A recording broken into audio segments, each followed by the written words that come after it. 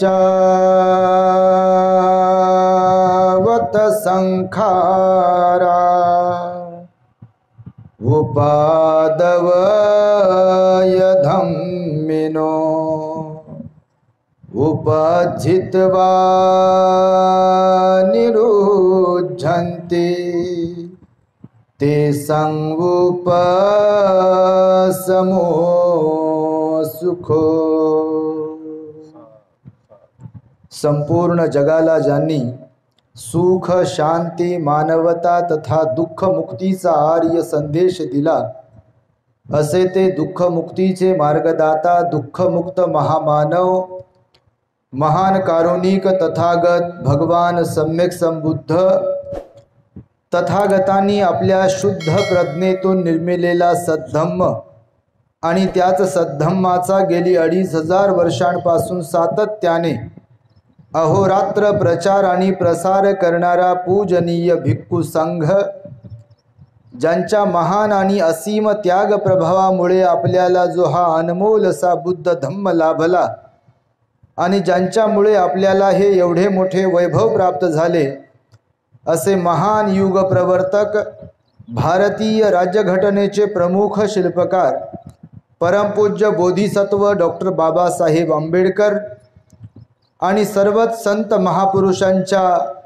महान अशा विचारांना स्मरून, खरं तर आज छत्रपती संभाजी महाराजांची जयंती देखील आहे, तेव्हा त्यांच्याही वैचारिक विचारांचं स्मरण करून आपल्या या रेऊल गावामध्ये कालकथित बाबा हरिभाऊ विठ्ठलराव सूर्यवंशी यांच्या पुण्यानुमोदन कार्यक्रमासाठी पूजनीय भिक्खू संघ या ठिकाणी उपस्थित आहे।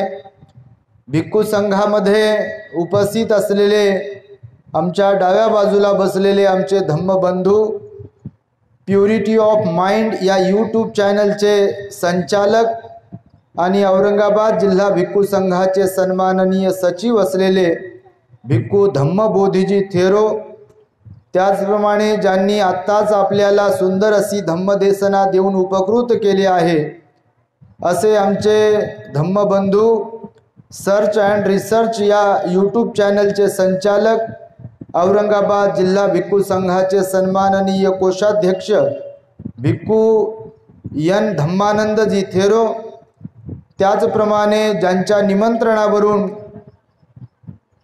या ठिकाणी आज आम्ही आलोत, असे आमचे धम्मबंधू पूजनीय भंते आकाश बोधीजी मुंबई, आमच्या श्रद्धावान धम्म उपासिका धांडे आई, बाबांचे सुपुत्र, बाबांच्या मुली, जावई आणि या बुद्ध विहाराशी संबंधित असलेले सर्वच श्रद्धावान दानशूर उपासक उपासिका, बौद्धवाड्यातील सर्व श्रद्धावान उपासक उपासिका आणि गावकरी मंडळींनो, खरं तर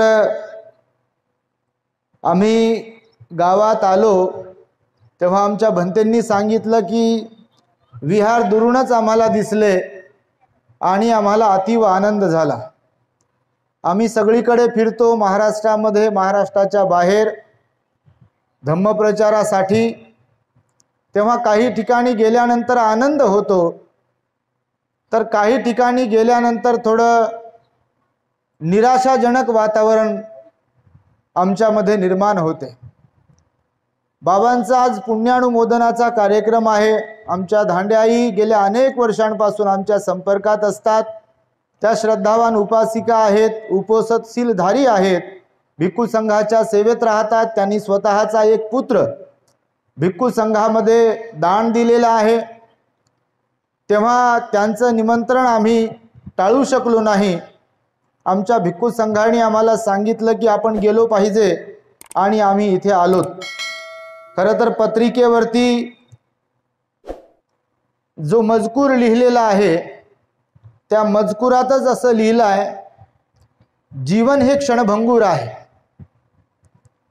ज्याचा जन्म आहे त्याला मरण आहे, मरण हे सत्य आहे, हा निसर्गाचा नियम आहे आणि त्या नियमाप्रमाणे आमचे वडील आमच्यातून निघून गेले असा पत्रिकेत मजकूर आहे.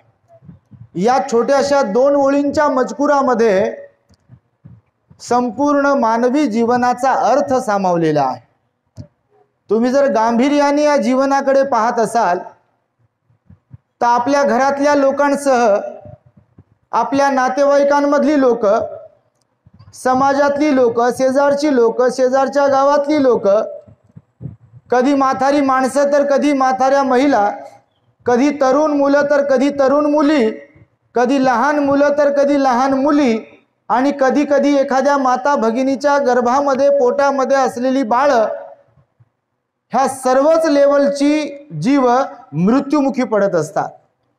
तुम्ही गृहस्थ असाल, तुम्ही अनुभवत असाल, तुमच्या मुलीकडून अनुभवलं असेल, कधी कधी तुमच्या सुनबाईकडून तुम्ही कधी कधी अनुभवलं असेल आणि कधी कधी तुम्ही स्वतः अनुभवलं असेल की मरण कुणालाही कुठेही कधीही आणि कसेही येऊ शकते.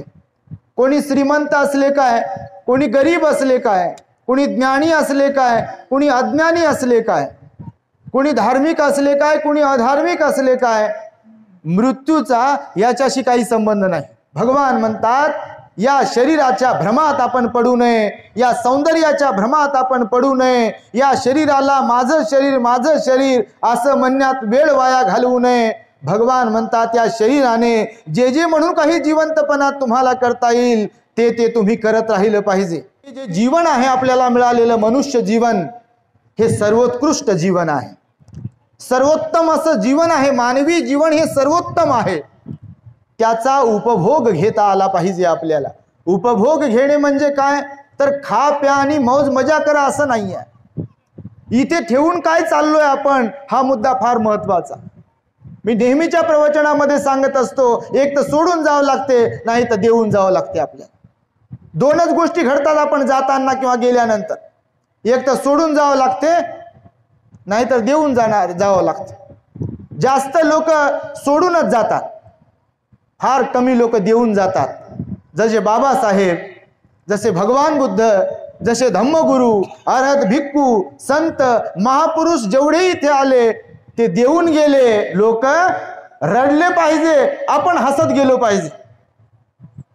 जसं की आपण रडत रडत येतो नाही का आणि लोक हसतात, आपण हसत हसत गेलो पाहिजे, लोक रडले पाहिजे. घरचे तर लोक रडतीलच हो, पण इतर लोक रडले पाहिजे.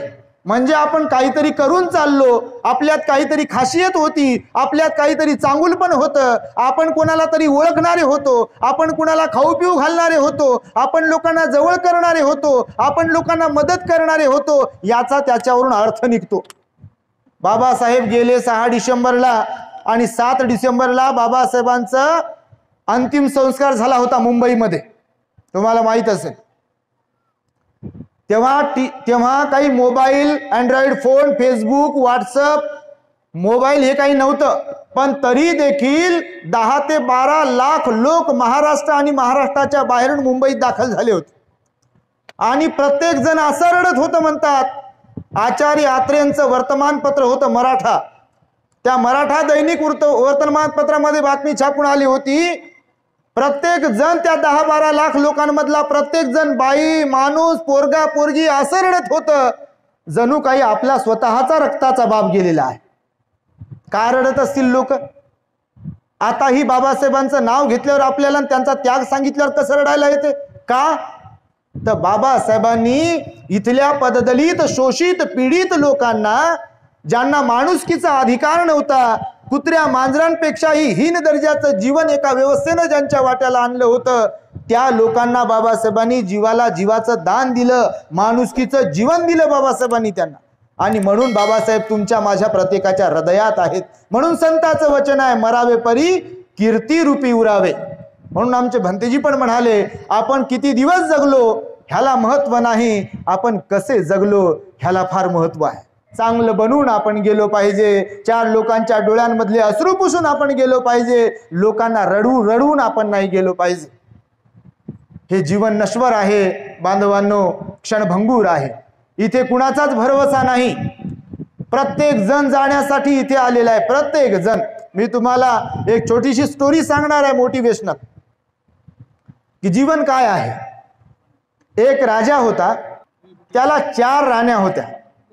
लक्षपूर्वक ऐका, प्रत्येकाला लागू होणारी ही कथा आहे. प्रत्येकाला हा आवाज ज्यांच्यापर्यंत पोहोचतोय त्यांनाही, तुम्ही बसलेले आहात इथे तुम्हालाही, आणि कोणी कोणत्याही जाती धर्माचा असेल त्यांनाही लागू होणारी ही कथा आहे.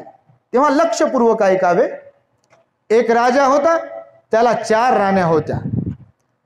एक पहिली जी राणी होती, तो तिच्याकडे नेहमी नेहमी नेहमी नेहमी एकटक पाहत असे, निहाळत असे तिला. अशी एक पहिली राणी होती त्याची. दुसरी राणी जी होती, तो तिच्यासोबत बसत उठत असे, जास्त वेळ तिच्यासोबत घालवत असे. अशी एक दुसरी राणी होती. तिसरी राणी जी होती, तिला फिरायला घेऊन जात अशा, इकडं फिरायला घेऊन जा, तिकडं फिरायला घेऊन जा. पण चौथी जी राणी होती, तिच्यावर मात्र राजाचं अजिबात ध्यान नव्हतं, बिलकुल ध्यान नव्हतं. मग ह्या चौथ्या 4 ज्या राण्या होत्या, तर एक दिवस असा आला की राजा आता मरणासन्न त्याच्या खाटेवरती झोपला होता. आता राजा मरणार होता. मग मरणार होता तर 4ही राण्या त्याच्या आजूबाजूला बसलेल्या होत्या. मग राजाने पहिल्या राणीला विचारलं, मी तुला खूप निहाळलं, मी तुझ्याकडे खूप प्रेम दिलं, मी तुला निहाळत होतो, तुला टक लावून बघत होतो, मी पुन्हा पुन्हा तुझ्याकडे पाहत होतो, तर आता मी चाललोय हे जग सोडून. तर मी तुला खूप प्रेम दिलं, खूप जीव लावला, तर तू माझ्या बरोबर येशील का? तर राणी म्हणे, नाही महाराज, मी तुम्हाला इथंच सोडून देईल, मी इथंच राहील. राजाला दुःख झालं की बा जिच्याकडे पुन्हा पुन्हा पाहत होतो, टक लावून पाहत होतो, निहाळत होतो, उठता बसता पाहत होतो, झोपेतून उठलं की पाहत होतो, बाहेर जायचं तर पाहत होतो, बाहेरून आल्यावर पाहत होतो, निहाळत होतो, आणि ती तर म्हणते बाबा तुम्हाला एकट्यालाच जावं लागेल, मी काय सोबत येत नाही. राजा दुःखी झाला, कष्टी झाला. राजाने दुसरीला विचारलं, पहिली तर म्हणते येत नाही सोबत, तू येते का, माझ्या सोबत येशील का? तर दुसरी त्याला म्हणे, बा महाराज माफ करा, मी स्मशानभूमीपर्यंत तुमच्या सोबत येईल, पण तिथून पुढे मात्र तुम्हाला एकट्याला जावं लागेल, आम्ही इथंच थांबेल, आम्ही काय येत नाही तुमच्या सोबत. मग तिसरी राणी जी होती, ती राणी म्हणाली, त्या राणीला विचारलं की तू येशील का माझ्या बरोबर? तर ती सुद्धा म्हणाली, महाराज मी सुद्धा तुमच्या बरोबर येत नाही, तुम्हाला एकट्याला जावं लागेल. तर राजा परेशान झाला. ज्या 3 राण्यांना मी एवढं प्रेम केलं होतं, त्यांच्यापैकी कोणीच तयार नाही माझ्या बरोबर यायला. आणि मग चौथी राणीला राजानं विचार केला, बा आता चौथीकडे आपलं ध्यानच नव्हतं, आता ज्यांच्यावर प्रेम केलं त्याच यायला तयार नाही, तर चौथी काय तयार होईल? पण राजाला वाटलं, बा ठीक आहे, आता हरकत नाही, पण विचारू आपण एकदा, विचारायला काय हरकत आहे. तेव्हा चौथी राणी म्हणाली की हो महाराज, मी बिलकुल तुमच्या बरोबर यायला तयार आहे, तुम्ही जिथे जिथे जाल, तिथे तिथे मी तुमच्या बरोबर यायला तयार आहे. राजा आश्चर्यचकित झाला. राजाला वाटलं, गड्या ज्या 3 राण्यांवर मी जीवापाड प्रेम केलं, जीवापाड जपलं त्यांना, त्या राण्या म्हणतात की आम्ही तुमच्या बरोबर येत नाही, पण जिच्याकडे मी दुर्लक्ष केलं जीवनभर, ती राणी म्हणते मी तुम्ही जिथे जिथे जाल तिथे तिथे महाराज मी तुमच्या बरोबर यायला तयार आहे. आणि मग त्या राणीचे शब्द ऐकल्यानंतर राजा प्रसन्न चित्ताने निघून गेला, जगाचा निरोप घेतला. आता ही राजाची कथा जी आहे, 4 राण्यांची जी कथा आहे, ही कथा आहे. पण या कथेचा जो सार आहे, या कथेचा जो अर्थ आहे, या कथेचं जे मर्म आहे, मी ते तुम्हाला आता सांगतोय की पहिली राणी कोणती होती, दुसरी राणी कोणती होती, तिसरी राणी कोणती होती, तर पहिली राणी म्हणजे काय माहिती आहे तुम्हाला? तो राजा म्हणजे तुम्ही, मी, प्रत्येक जण. जो राजा सांगितला ना मी तुम्हाला, तो राजा म्हणजे दुसरा तिसरा कोणी नाही, तर राजा म्हणजे आपणच. मी, तुम्ही सर्वजण, आपण प्रत्येक जण राजा आहे. तर त्या राजाची पहिली राणी जी आहे, जी म्हणाली की महाराज तुमचा श्वास गेल्याबरोबर मी तुम्हाला सोडून देईल, तर ती जी होती ती राणी म्हणजे हे आपलं शरीर आहे. कार्यक्रमात जायचे तर आरशासमोर तिला निहाळते, असं चेहऱ्यात. बाहेरून आलं तर निहाळते. निहाळतात ना आपल्या शरीराला, किती निहाळतो. सकाळी आंघोळ करायची, साबण लावली का, सगळीकडे लागली का साबण, निहाळतो का नाही शरीराला. लग्नात जायचंय, वाढदिवसाला जायचंय, बाहेरून आलो, हातालाच पहा, नखालाच पहा, बोटालाच पहा, केस पांढरे झाले का, दाढी पांढरी झाली का. बाप्पा सकाळी उठल्यापासून ते रात्री झोपेपर्यंत तो आरसा फुटून जाईल परेशान होऊन, पण आपण काय आरशाला सोडत नाही. म्हणून म्हटलं पहिली राणी म्हणजे आपलं हे शरीर आहे. कारण काय, तर या शरीराला आपण निहाळतो. निहाळता का ना तुम्ही? म्हातार होईपर्यंत हो. आता आमच्या बाबाकडे पाहतो, आमच्या आयांकडे पाहतो, म्हाताऱ्या बापा पांढरा शुभ्र रुमाल बांधलाय डोक्याला, कोण शर्ट पांढरे शुभ्र घालून आलेत, नाही का. पहा प्रत्येकाला चष्मा, बापा खिशामध्ये काय मोबाईल ठेवलाय, डायरी ठेवली, पेन ठेवली, दिसत नाही काहीच नाही, तरी पहा कसे टापटीप दिसतात. आमच्या आया पहा बापा, पोरानं लेकानं घेतलेलं लुगडं घातलंय कोण, लेकीनं घेतलेलं लुगडं घातलंय कोण, नाही का. कोण पोरीनं तिकडून करून दिलंय ते कोणतरी घातलंय गळ्यात, नाकात, हातात, चोरून लपून करून आणलेलं. कोण इकडून काहीतरी लपू लपू ठेवलेलं असेल, किंवा काय कोण करून दिलेलं असेल म्हणा लग्नात.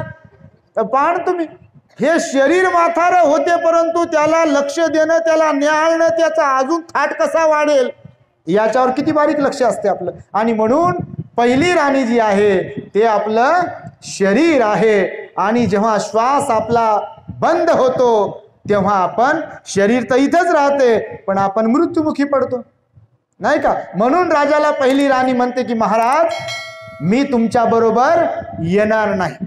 दुसरी जी राणी आहे, दुसरी राणी म्हणजे मुलं बाळ बायको लेकरं नवरा, म्हणजे दुसरी राणी.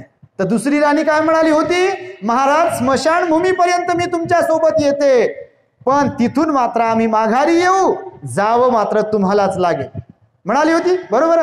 मुलं बाळ जे आहेत, समजा वडील गेले, मुलं बाळ रडतील पडतील, काय काय नातू पुतू बायको कोण जे असेल, कोणी गेलेले असेल, समजा बाई गेली असेल, माणूस गेला असेल, तर स्मशानापर्यंत जातो आपण, नाही का. धाय मोकलू मोकलू रडतील, गळ्यात पडू पडू मरतील, आठवण काढू काढू रडतील, आणि एकदा का काडी लावून दिली की मग स्मशानाचा ना आपला काय संबंध आहे.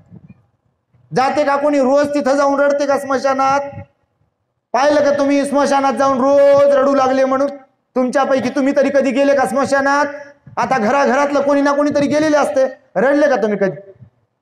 आणि म्हणून दुसरी राणी म्हणाली की मी स्मशानापर्यंत येईल, तिथून मात्र महाराज तुम्हाला एकट्याला जावं लागेल.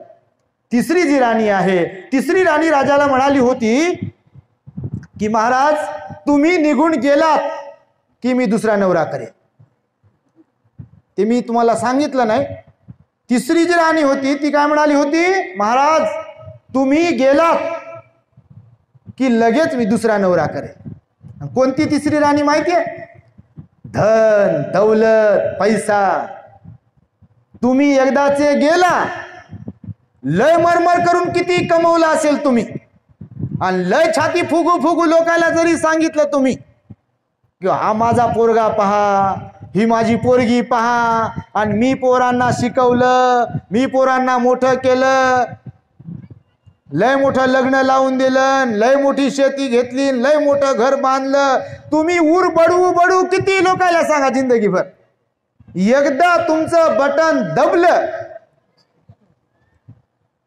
किती धन दौलत संपत्ती, तुम्ही जिवंत असताना जरी शेती नावावर करून नसेल दिली, काही कारणास्तव, कारण कारण असतात ना बापा, घराघरात कारण आहेत, तुम्ही जिवंत असताना जरी घर नावावर नाही करून दिलं पोरांच्या, प्लॉट नावावर नाही करून दिला पोरांच्या, की एक वेळ अशी येते की आपण गेलो की आपोआप आपली धन दौलत आपल्या नावावर जे जे म्हणून काही आहे ते आपोआप पोरांकडे जाते आणि जातेच का राहते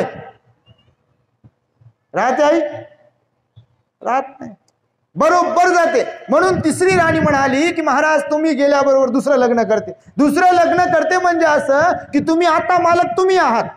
तुम्ही गेले की मालक बदलला. बदलते की नाही मालक. आपण गेलो की मालक बदलते. जिवंतपणात किती जरी माझं जरी म्हटलं काही काही लोक असे असतात कंजूस बघा दान धर्म करत नाहीत पुण्यकर्म करत नाहीत काही नाही. आम्ही आल्यावर विचारलं बा हे विहार कसं बांधलं काय केलं पैसा कुठून निर्माण केला तर सांगितलं कोणता तरी दादाने का की आम्ही दरवर्षी जयंतीला एकमेकांना पैसे देतो आणि त्याच्या मोबदल्यात दुसऱ्या जयंतीला पैसे घेतो काहीतरी पट्टी करतो वर्गणी करतो आणि हे आमच्या स्वखर्चातून बांधलेलं विहार आहे. हे मला सांगितलं गेलं. मला फार प्राऊड फील झालं. मला अभिमान वाटला मला माझ्या माणसांचा या गावातल्या की आपल्या स्वखर्चाने स्वतःच्या मेहनतीच्या पैशाने तुम्ही हे विहार निर्माण करत आहात. खरी ही श्रद्धा आहे खरी ही तुमच्यामध्ये धार्मिकता आहे. आणि म्हणून तिसरी राणी म्हणाली होती की तुम्ही गेलात की माझा मालक बदलेल मी दुसऱ्याची व्हायला तयार नाही का.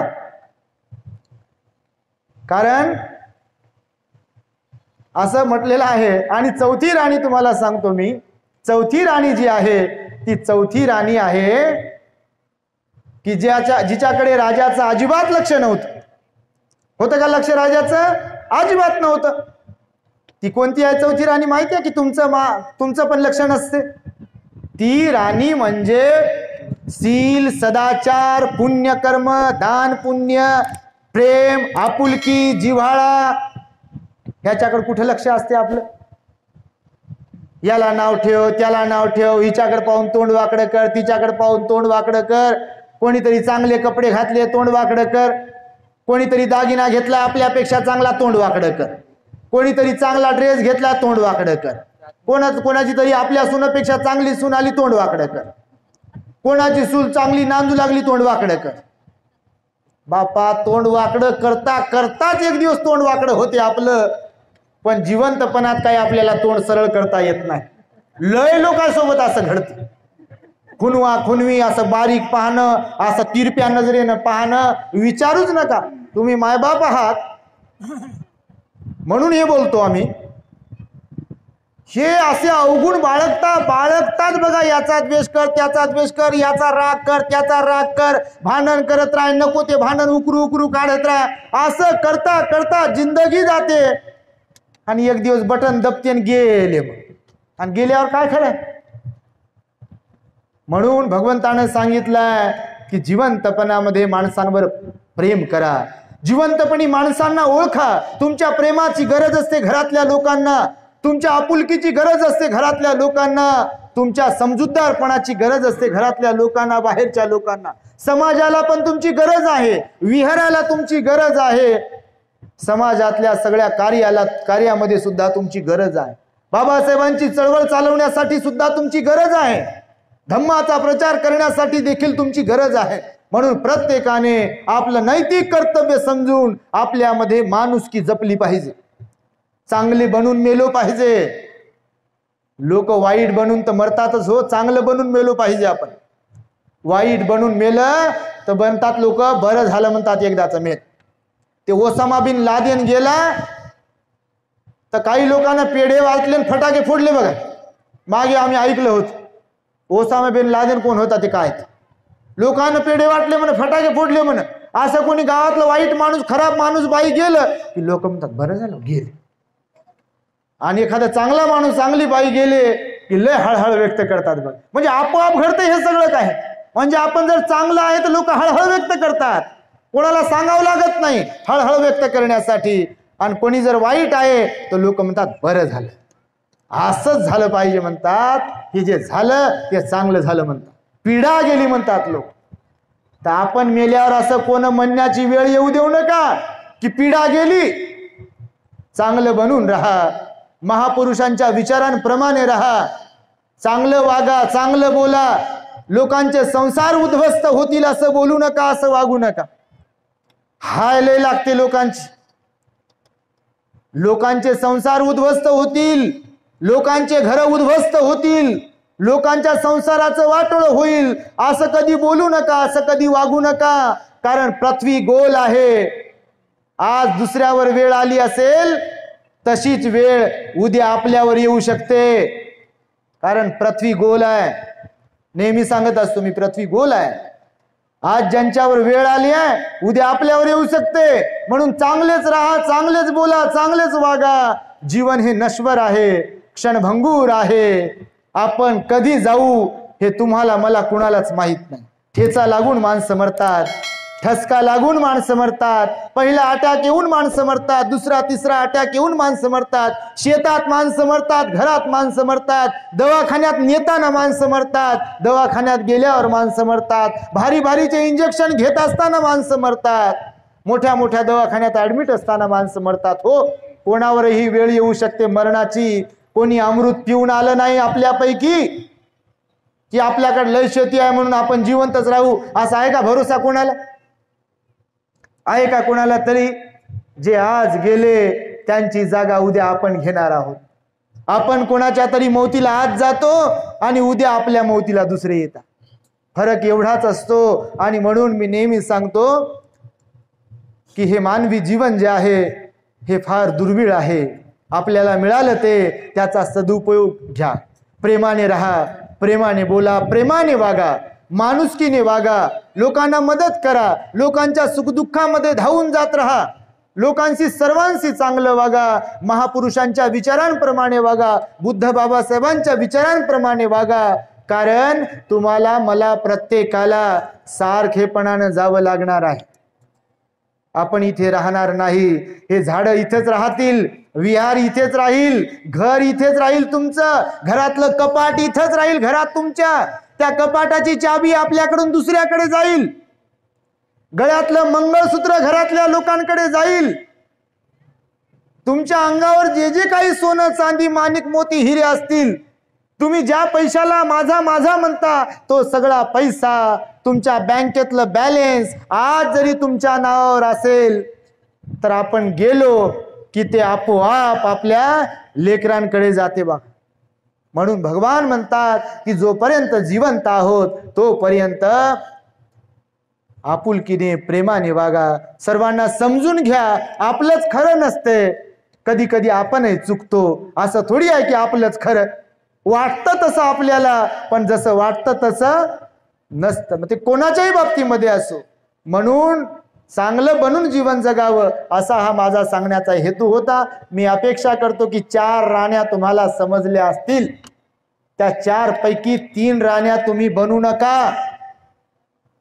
4थी राणी बना. बना म्हणजे त्या 4थ्या राणीच्या बाबतीत जे होतं की जो राजा त्या राणीचा झाला नाही, तुम्ही मात्र त्या राणीचे झाले पाहिजे, नाही का?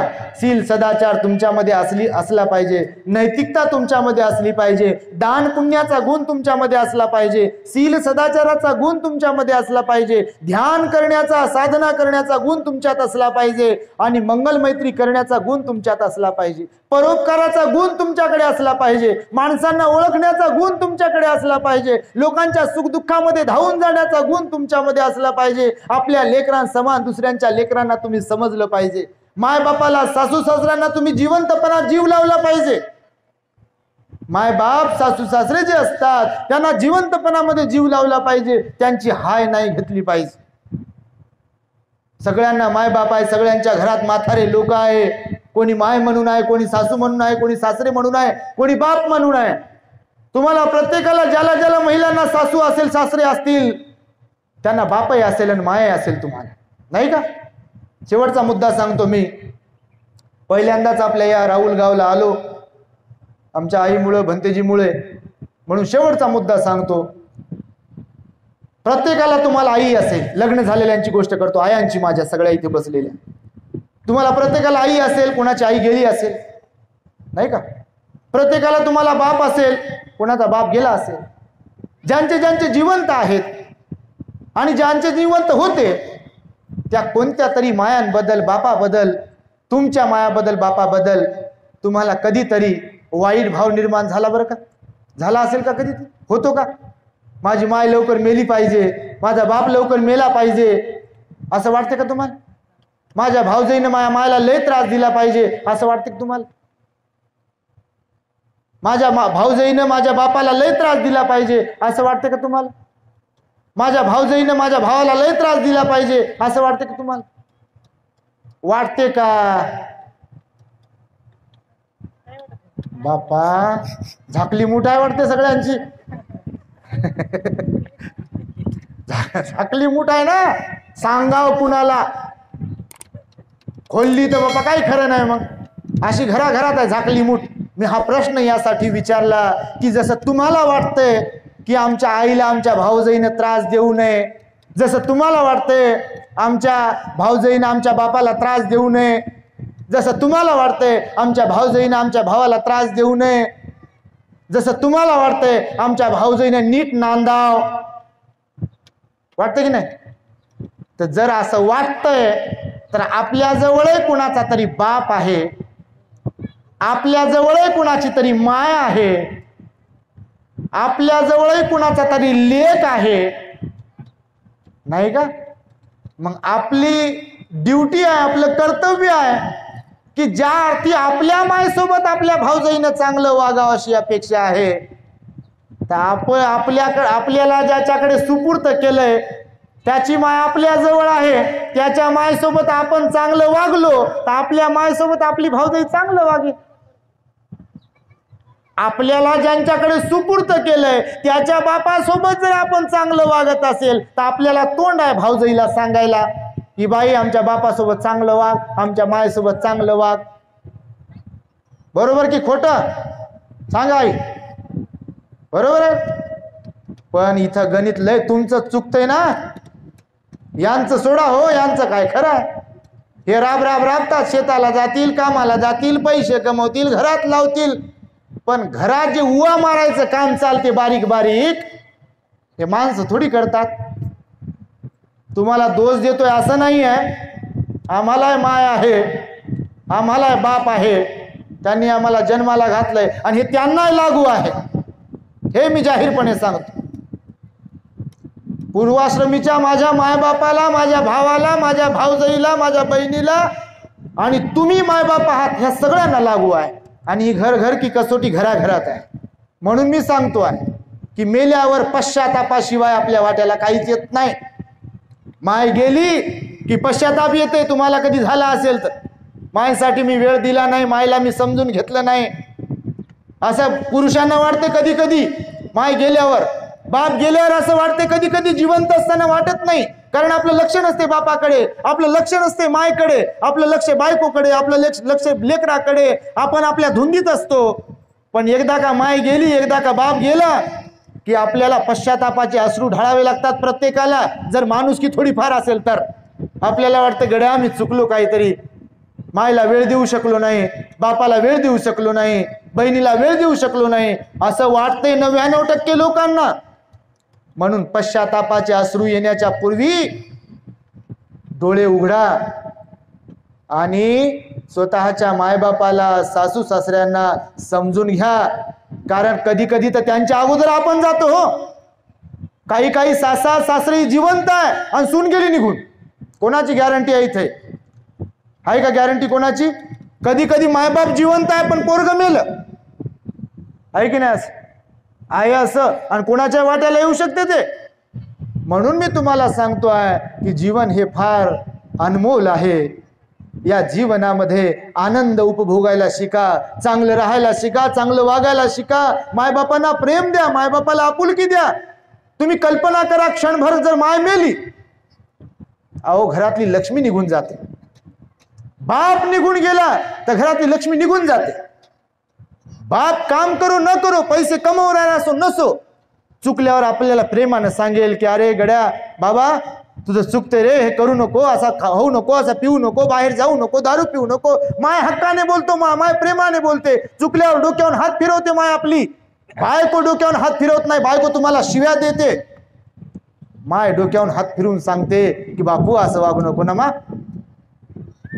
असं करू नको ना, माय आज बापू बाहेर जाऊ नको ना, बापू दारू पिऊ नको ना, मा लक्ष दे ना संसारामध्ये, म्हणते का नाही? बायको असं म्हणू शकत नाही, याचा अर्थ असं म्हणत नाही मी बायकोला दोष देतो. अपवादात्मक असे काही लोक असतात, त्यांच्या बाबतीत मी बोलतो आहे. आणि मी काय बोलतो आहे, मला वाटतं तुम्ही समजदार आहात. समजने वालों को इशारा काफी है असं हिंदीमध्ये म्हटल्या जाते. केवळ मालिका पाहून, चित्रपट पाहून, टीव्हीच्या समोर बसून डबडबले डोळे घेऊन त्यानं काही होत नाही. आपल्या घरातलं गणित नीट करता आलं पाहिजे आपल्याला. ते टीव्हीतले गणित चालत राहतात पैशासाठी. आणि म्हणून मी हे सांगतोय, आमच्या भंतेजीने आम्हाला तशा प्रकारची सूचना होता, विनंती केली होती, भंतेजी तुम्ही प्रवचन द्या. आणि त्यामुळे आम्ही इथे बोललो. मी बोलताना शाब्दिक फटकारे तुम्हाला दिलेले आहेत, कारण आमचा गावाकडेच जन्म झालेला असल्यामुळे गावातलं एकंदरीत काय वातावरण असते, जवान पोरांच्या बाबतीतलं वातावरण, म्हाताऱ्या माणसांच्या बाबतीतलं वातावरण, म्हाताऱ्या आईच्या बाबतीतलं वातावरण, सुनांच्या बाबतीतलं वातावरण, जावयाच्या बाबतीतलं वातावरण, मुलांच्या बाबतीतलं वातावरण, हे सगळं वातावरण आम्हाला माहिती आहे, कारण आमचा जन्म गावाकडे झालेला आहे. आणि म्हणून सगळ्यांनीच बापाने बापासारखं राहावं, मायने मायसारखं राहावं, सासूनं सासूसारखंच राहावं नाही, सासूनं आईसारखं राहावं, सासऱ्यानं बापासारखं राहावं, सुननं लेकीसारखं राहावं, मुलानं मुलासारखंच राहावं, मुलीनं मुलीसारखंच राहावं. प्रत्येकानं आपलं कर्तव्य, आपली ड्युटी आणि आपलं नातं ओळखून वागलं पाहिजे. जर सगळ्यांनी आपलं कर्तव्य ओळखलं, सगळ्यांनी एकमेकाला दोष देणं बंद केलं, सगळ्यांनी एकमेकांना नाव ठेवणं बंद केलं, तर मला वाटतं प्रत्येकाचा संसार हा गुण्या गोविंदाने चालू शकते. आणि काहीच नाही, छोट्या मोठ्या गोष्टी असतात बघ, काहीच नसते. काय असते, बुरबुर कशाहून होते, मिठच जास्त टाकलं आणि झालं भांडण सुरू. काहीच नाही, चट्टेच जास्त टाकली, झालं भांडण सुरू. काही नाही, भांड्याला साबणच तशी राहिली, धुतलंच नाही तू भोगणं पातेल, झालं भांडण सुरू. नाही का, कपडेच बरोबर धुतले नाही, याच्यावरून भांडण सुरू. छोट्या छोट्या गोष्टी असतात. सुनबाईंनो, तुम्ही पण बिना कामाचं सासूला सासऱ्याला म्हातारपणा टेन्शन देऊ नका, कारण तुम्हालाही अपेक्षा नसते की आपल्या मायबापाला कोणी टेन्शन त्रास देईल म्हणून. तुम्ही जर आपल्या सासू सासऱ्यांबरोबर प्रेमाने आपुलकीनं वागलात, गेम नाही खेळलात, गावाकडे गेम लय खेळल्या जातात, त्याला गेम शब्दाचा अर्थ जरी कळत नाही, त्याची स्पेलिंग जरी माहीत नसेल, तर गेम खेळणारे गावाकडे जेवढे असतात, मला वाटतं शहरात तेवढे नसतात. लय गेम खेळायचा, कोणाबरोबर गेम खेळत राहतील, घरच्याच लोकांबरोबर गेम, कोड्यात काय बोलतील नाही का, नवऱ्याला कसा राग येईल, असं कसं वागतील, मग नवरा कसा आपल्या मायला आणि बापाला झापल आणि भावाला आणि बहिणीला झापल, असं कसं वागतील, असं टचकून चावतील आणि कसं बाजूला जाऊन बसतील, मला काय माहिती, असं करतील. माय मावल्यांनो, असं करू नका. संसार तुमचाच आहे, घर तुमचंच आहे. मायबाप 4 दिवसाचे सोबती असतात, म्हातारी माणसं 4 दिवसाचे सोबती असतात, जास्त दिवस थोडी ते राहतात. मालक तर आपणच आहोत ना, नाही का. ते जरी आज म्हणले की घर तुम्हाला देतच नाही, घर तुम्हाला देतच नाही, शेत तुम्हाला म्हणले समजा, तर म्हणू द्या ना. होतंय का तसं, होतंय का तसं, तसं होत नाही. गेले की बापा 15 दिवसातच तहसीलला जाऊन अर्धी आमची ना अर्धी तुमची, खाल्लाकडचं आमचं आणि वरलाकडचं तुमचं, सुरू करता का नाही तुम्ही. म्हणून जोपर्यंत मायबाप जिवंत आहेत तोपर्यंत त्यांची सेवा करा, त्यांना प्रेम द्या, त्यांना खाऊ पिऊ घाला, त्यांना समजून घ्या, कारण तुम्हाला पण मायबाप असतात. यदा कदाचित तुम्ही तुमच्या सासू सासऱ्यांमध्ये मायबाप पाहिले, त्यांना प्रेम दिलं, आपुलकी दिली, तर यदा कदाचित तिकडे सुद्धा जे कोणी असतील तर ते तुमच्या मायबापासोबत चांगलं वागतील. आणि त्यामुळे मी हे बोललो आहे. निश्चितपणे तुम्हाला माझं बोलणं, माझे शब्द, माझे शाब्दिक फटकारे तुम्हाला लागू झाले असावेत, लागू होतील अशी अपेक्षा व्यक्त करतो आणि माझ्या शब्दांना पूर्ण विराम देत असताना पूजनीय भिक्खू संघाचे ऋण व्यक्त करतो. तुम्हा सर्वांच्या प्रती मंगल मैत्री सद्भावना व्यक्त करतो. काल कथित दिवंगत बाबा हरिभाऊ विठ्ठलराव सूर्यवंशी यांच्या पंचोपादान स्कंधांना सुगती प्राप्त होण्यासाठी सुद्धा मंगल मैत्री व्यक्त करून माझ्या शब्दांना इथे पूर्ण विराम देतो. भवतु सब्बमंगलम, भवतु सब्बमंगलम, भवतु सब्बमंगलम.